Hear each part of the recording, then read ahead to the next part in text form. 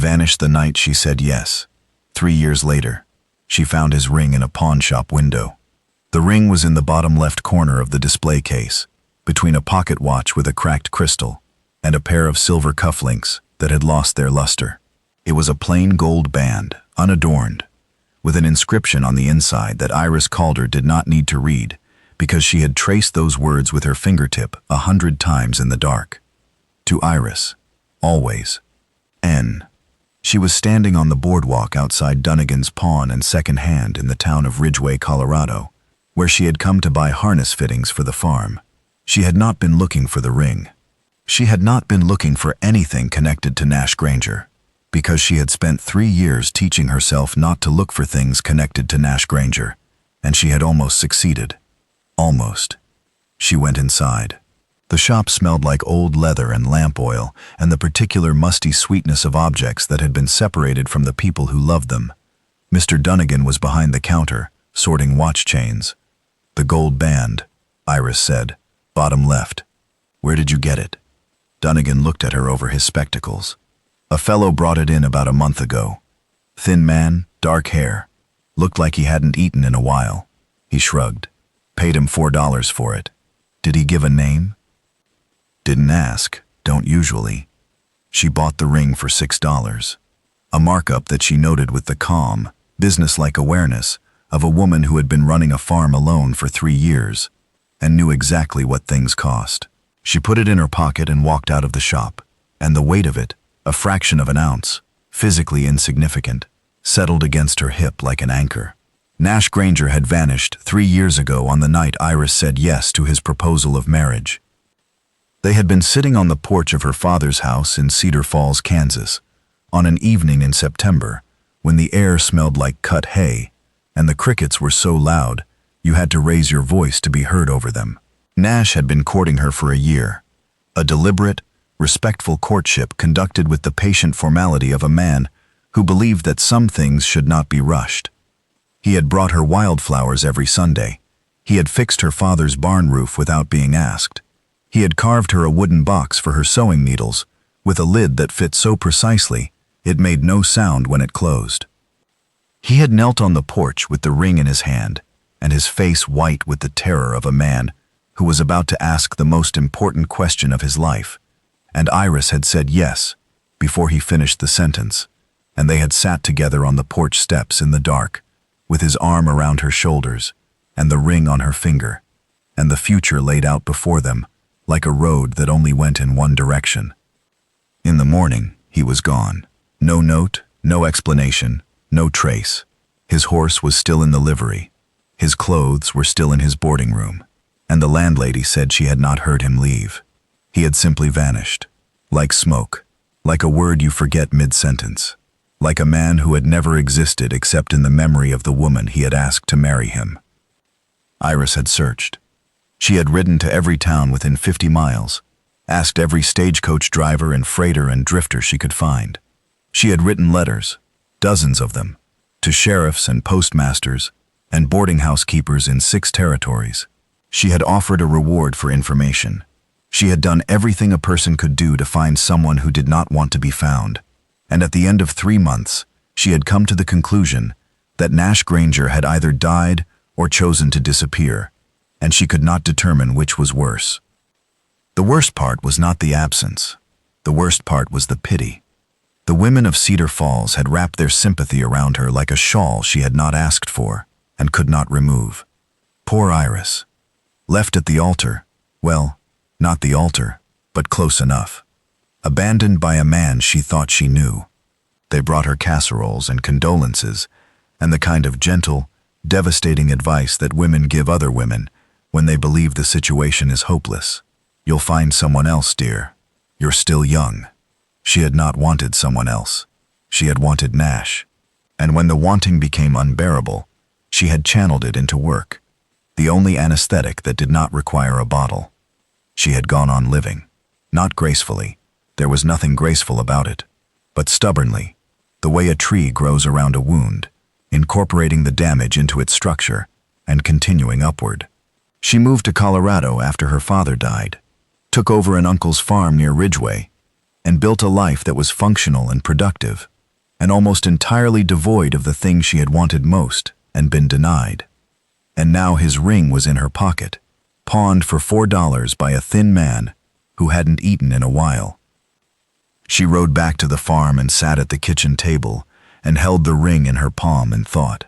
The logical part of her, the part that had kept the farm running, that had negotiated cattle prices and repaired fences and survived 3 winters alone, said to let it go. The ring was an artifact. Nash was a ghost. Chasing him would cost time and money she did not have, and there was no guarantee she would find him, and no guarantee that finding him would produce anything other than answers she did not want to hear.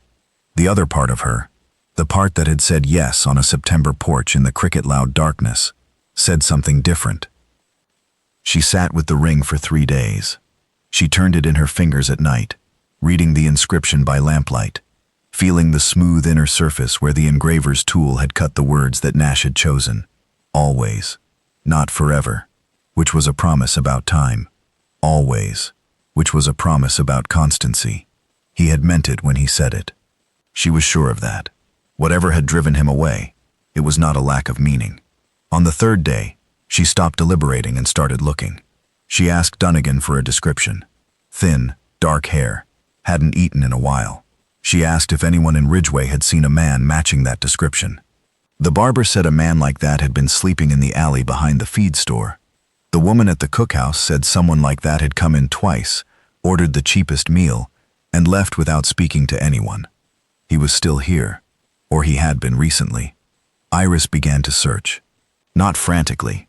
She had learned, in 3 years of absence, that patience was more effective than speed. She walked the town in the early mornings and late evenings, checking alleys, asking questions, leaving word at the boarding houses that she was looking for a thin man with dark hair and that she meant him no harm. On the 4th day, she found him. He was sitting behind the livery stable on an overturned bucket, staring at his hands. He was thinner than she remembered, dramatically thinner, the bones of his wrists visible beneath skin that had gone the grayish color of someone who had been living rough for too long. His clothes were worn through at the elbows and knees, and his boots had been resoled so many times, the uppers were separating from the soles. He looked like a man who had been slowly erasing himself, one detail at a time, until only the outline was left. He looked up when she rounded the corner of the livery. His face, that face she had memorized on a September porch, that face she had searched for in every crowd for 3 years, went through a sequence of expressions so rapid she could barely track them.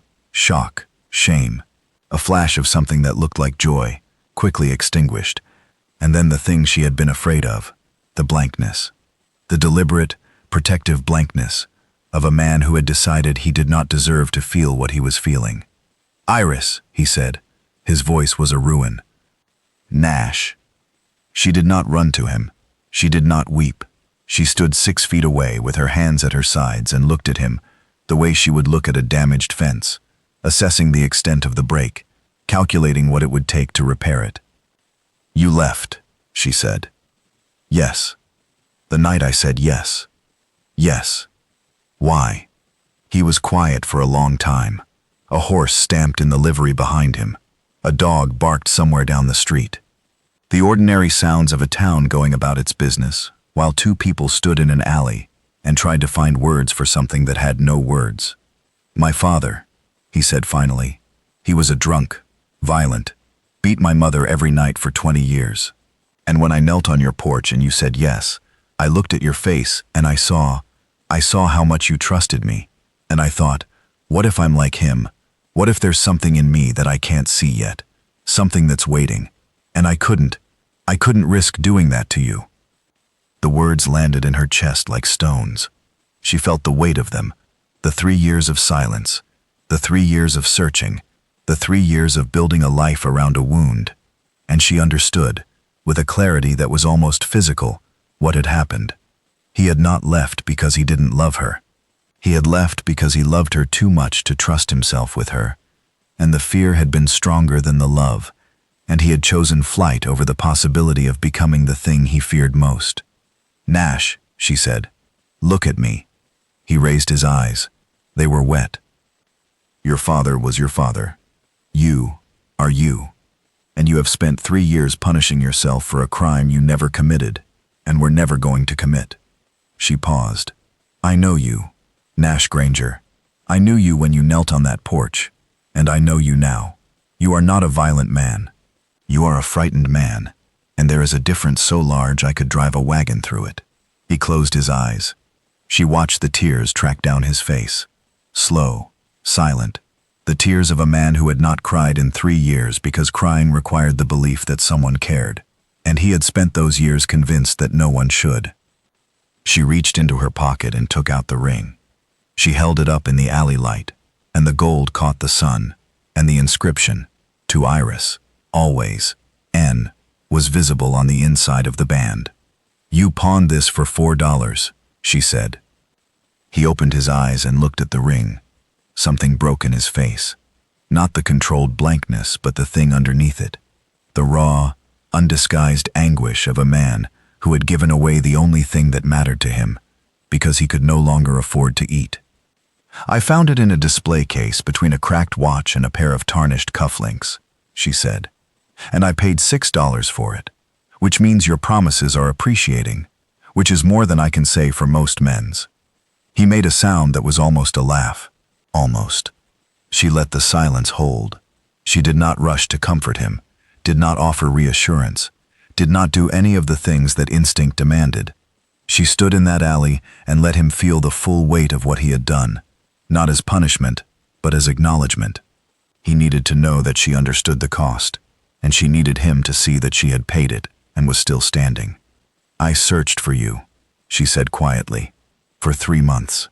Every town, every stage line, every sheriff's office from here to Dodge City. I wrote 47 letters. I offered a $20 reward, and then I stopped, because I had to, because the farm needed me, and I could not live my life as a woman looking for a ghost. He flinched. She saw it. The physical recoil of a man hearing the consequences of his own choices, spoken aloud by the person who bore them. But I never stopped, she said. Not really. Every town I rode through, every stranger I passed on the road, I looked for your face. 3 years, Nash. 3 years of looking at every dark-haired man and feeling my heart stop for half a second before it remembered. She stepped forward. She took his hand, the thin, bony hand with the visible wrist bones and the cracked skin, and she put the ring in his palm and closed his fingers around it. I said yes 3 years ago, she said. I haven't changed my mind. The question is whether you're going to let me keep that answer, or whether you're going to run again. He looked at the ring in his hand. He looked at her, and she saw it happen, the moment the fear lost its hold. Not because it disappeared, but because something stronger replaced it. Not courage exactly. Something quieter than courage. Something that looked, in the alley light behind a livery stable in Ridgeway, Colorado, very much like trust. I'm done running, he said.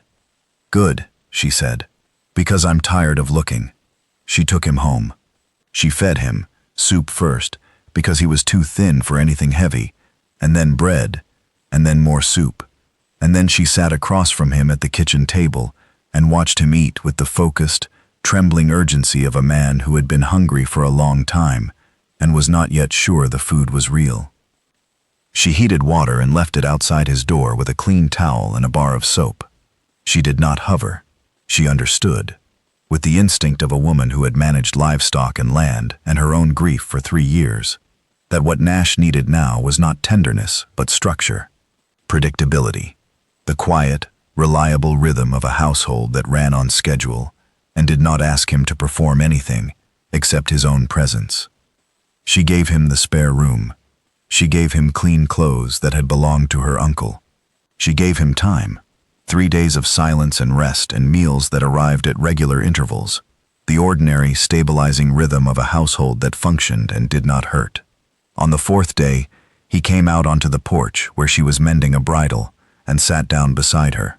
He was still thin, still pale, but the grayness was leaving his skin, and his eyes, those dark eyes that had looked at her from a September porch in Kansas, with the terrified hope of a man asking the most important question of his life, were clear. He held out his hand. The ring was in his palm. "This belongs to you," he said. She took it. She slid it onto her finger. It fit the way it had always fit, perfectly, as if her hand had been waiting for it. "Nash," she said. "Iris. If you ever pawn my ring again, I will find you, and I will not be this nice about it." He smiled, a real smile, thin, uncertain, but real. The first smile, she suspected, in a very long time. "Understood," he said. She leaned against his shoulder, and his arm came around her, tentatively, as if he were relearning the shape of something he had held before. And the evening light was warm on the porch, and the farm was quiet, and the ring was on her finger, and the man who had vanished on the night she said yes was sitting beside her, solid and present, and finally home.